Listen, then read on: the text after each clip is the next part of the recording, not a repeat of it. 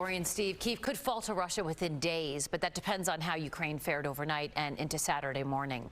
The battle is underway, and it is an extremely tough fight. Ukraine's military no match for that of Russia, but Ukrainians are trying. They are mounting a fight with Molotov cocktails as explosions surround them.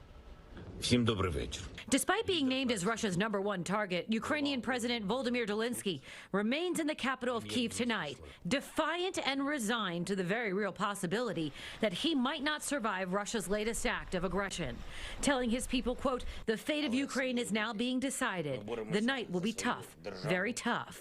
This is heavy fighting is reported in and around the metropolis of 3 million people. In alignment with the decision by our European allies, the United States will join them in sanctioning President Putin and Foreign Minister Lavrov and members of the Russian National Security Team. Today, the U.S. imposed sanctions on Russia's president and foreign minister, a step that won't stop the invasion but might make it tougher for Putin and his allies to succeed long term. The world will hold Russia and Belarus accountable for their actions. Russia as the aggressor, Belarus as the enabler. As the situation escalated on the ground Friday, the UN Security Council convened again to vote on condemning Russia's actions.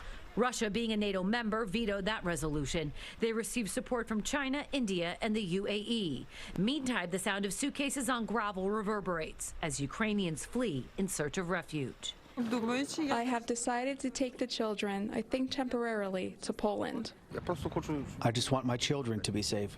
I just want them to be here. Those who remain in Ukraine, particularly Kiev, are putting up quite the fight, taking up arms to defend their home.